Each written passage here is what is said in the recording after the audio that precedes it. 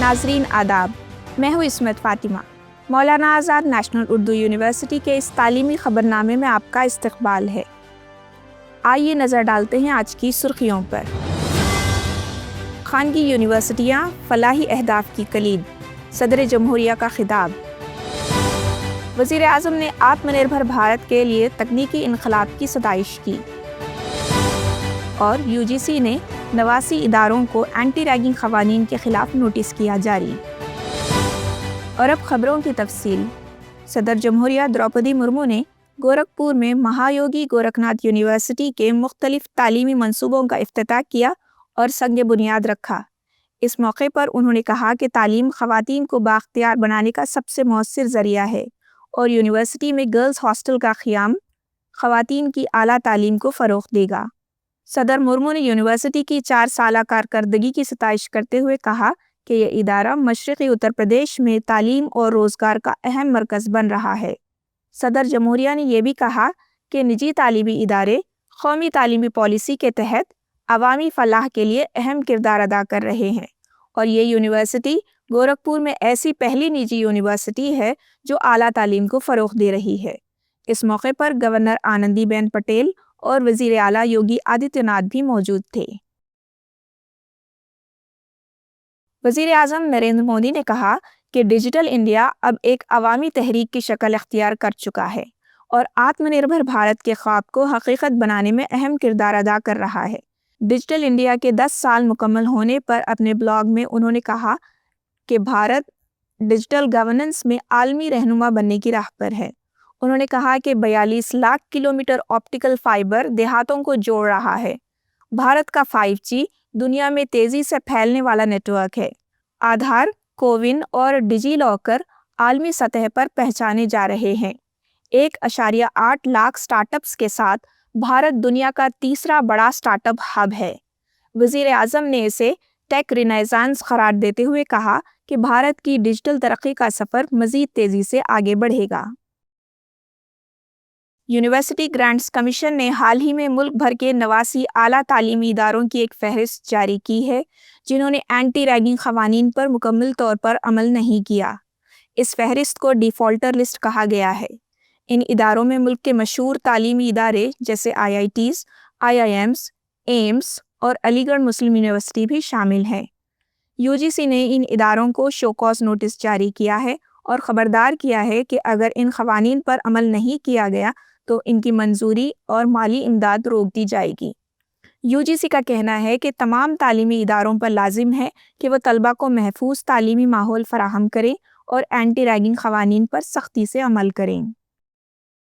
Chief secretaries की 5वीं कौमी कॉन्फ्रेंस की तैयारी के सिलसिले में एक अहम वर्कशॉप नई दिल्ली में मुनक़िद हुआ, जिसका मकसद विकसित भारत के लिए इंसानी सरमाया पर गौर-व-ख़ौस करना था। वर्कशॉप महकमा आला तालीम और महकमा ज़राए तहक़ीक़ व तालीम के इश्तिराक से मुनक़िद हुआ, जिसमें रियासतों और मरकज़ के ज़ेरे इंतज़ाम इलाक़ों के नुमाइंदे शरीक हुए। इस मौके पर सेक्रेटरी आला तालीम डॉक्टर विनीत जोशी ने कहा कि रियासतें भारत की तरक्की में अहम किरदार अदा करती हैं। उन्होंने स्कीमों के बेहतर इस्तेमाल, मुकामी ज़रूरियात के मुताबिक तालीमी पॉलिसियों में तब्दीली और बेहतरीन तरीक़ों के तबादले पर ज़ोर दिया। प्रोफेसर M जगदीश कुमार ने कौमी तालीमी पॉलिसी 2020 की अहम इस्लाहात पर रोशनी डाली, जबकि AICT के चेयरमैन प्रोफेसर TG सीताराम ने नई टेक्नोलॉजी जैसे आर्टिफिशियल इंटेलिजेंस और रोबोटिक्स को निसाब में शामिल करने की अहमियत पर जोर दिया। बार काउंसिल ऑफ इंडिया ने वाज़ेह किया कि ऑनलाइन या फासलाती तरीक़े तालीम से हासिल की गई मास्टर ऑफ लॉ की डिग्री काबिल कबूल नहीं होगी।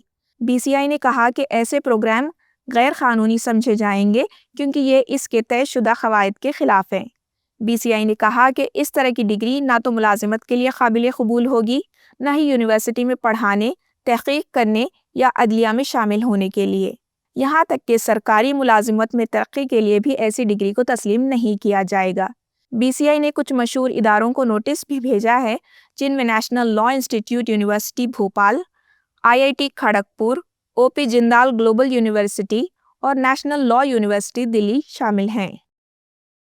Indian institute of information technology الہ آباد کے بی ٹیک کے طالب علم وپل جین کو ایک امریکی کمپنی نے سالانہ 1,45,00,000 روپے کا شاندار پیکیج دیا ہے۔ یہ کمپنی کلاؤڈ ڈیٹا مینجمنٹ کے شعبے میں کام کرنے والی معروف فرم روبرک ہے۔ یہ کامیابی صرف وپل کے لیے ہی نہیں بلکہ پورے انسٹیٹیوٹ کے لیے بھی باعث فخر ہے۔ پروفیسر پنکج مشرا کے مطابق یہ اب تک IIT الہ آباد کے کسی بھی طالب علم کو ملا سب سے بڑا پیکیج ہے، جو انسٹیٹیوٹ کے تعلیمی معیار اور طلباء کی بین الاقوامی سطح پر بڑھتی ہوئی ساکھ کو ظاہر کرتا ہے۔ تلنگانہ کے ڈپٹی چیف منسٹر بھٹی وکرمارک نے کہا کہ عہدیداروں کو ہاسٹلز اور اقامتی اسکولوں کا وقتاً فوقتاً جائزہ لینا چاہیے اور حکومت کو سہولتوں کی صورتحال سے باخبر رکھنا چاہیے۔ انہوں نے کہا کہ معائنے کی رپورٹ باقاعدگی سے دی جائے اور مقامی ارکان اسمبلی کو بھی دوروں میں شامل کیا جائے۔ انہوں نے بتایا کہ ریاستی حکومت نے ہاسٹلز کے طلباء کے لیے کھانے کے اخراجات میں 40% اور کاسمیٹک چارجز میں 200% اضافہ کیا ہے۔